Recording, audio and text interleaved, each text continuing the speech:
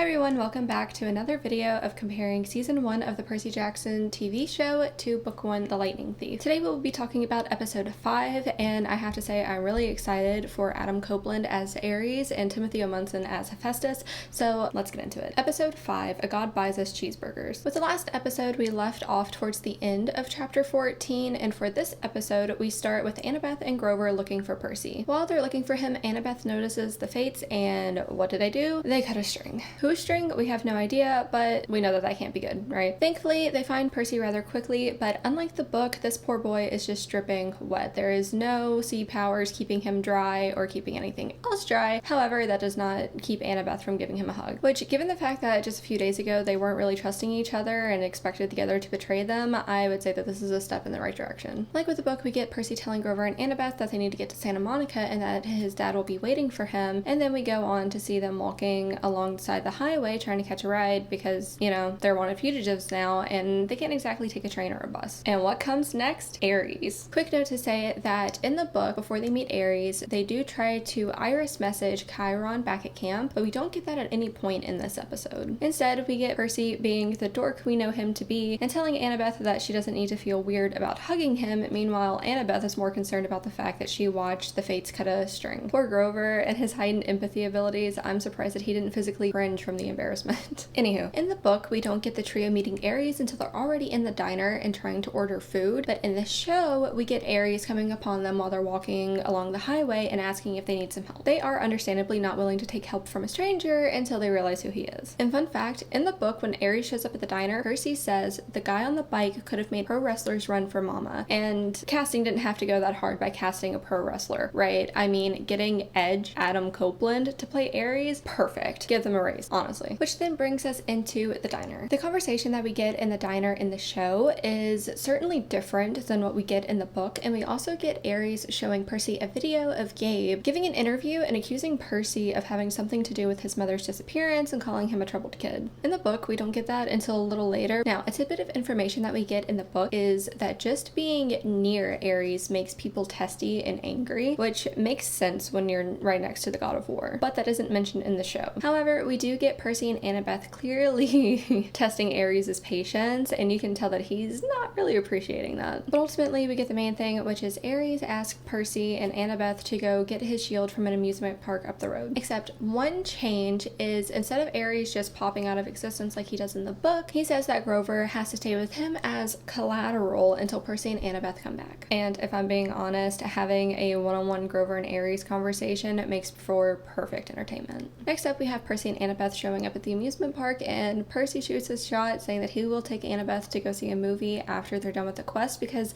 apparently she's never seen a movie in her entire life. So the amusement park scene is the biggest change that we get, and I think it is the biggest change so far in the series from the book. Of course, we don't have Grover there, so we don't get them climbing over a fence with barbed wire at the top. Instead, Percy gets stuck in a contraption for a bit while Annabeth tries to figure out how to get him out of it without getting his head cut off. We also don't get him and Annabeth seeing the shield as soon as they walk up to the Tunnel of Love, which brings me to my next major thing. The Tunnel of Love. I know people love the Lotus scene in the movie, I do too, but this Tunnel of Love scene with What Is Love playing while Hephaestus' story plays on the tunnel walls, I'm sorry, but I think Poker Face may have just been knocked out of first place. So in the book, Percy and Annabeth see the shield as soon as they walk up to the boat at the mouth of the tunnel, but the shield is connected to a tripwire. In order for them to escape the gold net and the mechanical spiders that are going after them, Percy drags Annabeth towards the boat to escape. However, in the show, we don't get a gold net or a tripwire or mechanical spiders or anything like that. Instead, we get Percy and Annabeth getting in the boat, going through the tunnel, and then they have to jump off of the boat before they crash. The water is rough and it is very clear that they're probably not going to get out of it easily, but what happens? Percy saves Annabeth with his powers. So what does that lead to, you may ask? Well, spoiler alert, it basically leads to Percy dying. So, the chair. Now, none of this is in the book, but Percy realizes what they're looking at almost immediately. He reminds Annabeth of the story where Hephaestus made a chair for Hera, but as soon as Hera sat in it, she couldn't get up. Hephaestus wanted revenge from when he was thrown off Mount Olympus as a baby, and he doesn't let Hera up until Aphrodite is his wife. Next, we have Annabeth trying to go and sit in the chair so Percy can grab the the shield, but Percy stops her. Which brings us to our first use of seedweed brain. I know a lot of people were waiting for that one. In the scene, Percy goes back to the quote that I mentioned in one of the earlier videos, which is the reason why he chose Annabeth is because he knows that in order for the quest to succeed, he needed someone who wouldn't hesitate to sacrifice him if the situation called for it. Clearly, Annabeth doesn't like this, but I think she knows that ultimately it's true. And don't even get me started on Percy telling Annabeth that she's better at this than he is. The heartbreak I experienced during this episode is just, I can't put it into words. Like Percy saying, can you promise me one thing? And Annabeth immediately going to, I'm not going to leave without your mom. And Percy having to say, no, I was going to ask if you could come get me out of this thing when the quest is over. And Annabeth going, like you even had to ask.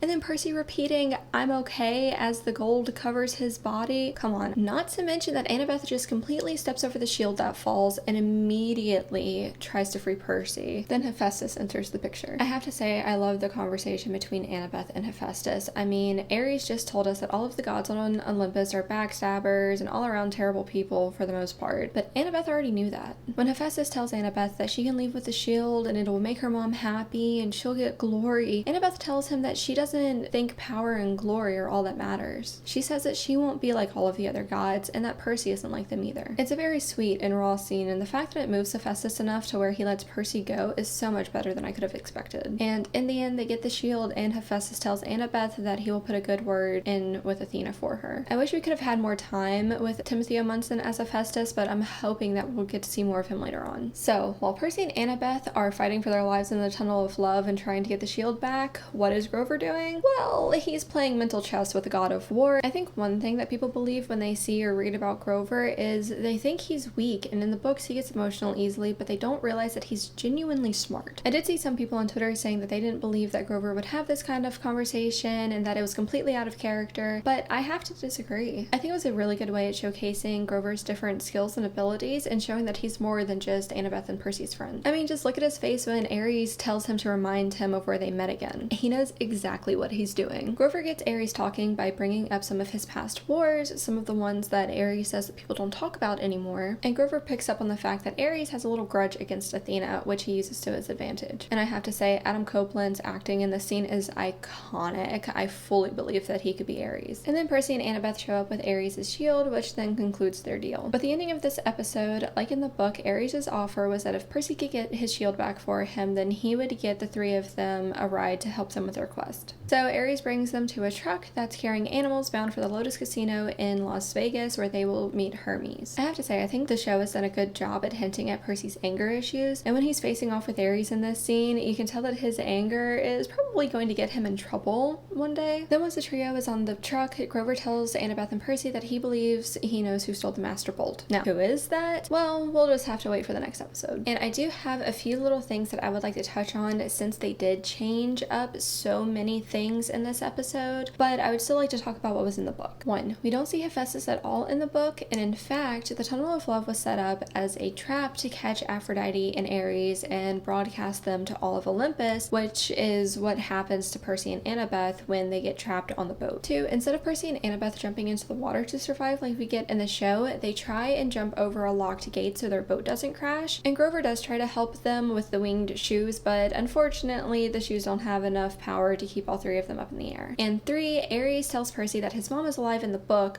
which it's Grover that tells Percy his mom is alive fairly early on in the show. Well, that is all I have for this episode. They did change a lot, but my point from one of the earlier videos remains the same, which is they're hitting on all of the major plot beats with this series, and I am so excited to see how this season ends. Now all we need is for Disney to greenlight season 2. Thank y'all so much for watching, and I will see you in my next video. Bye!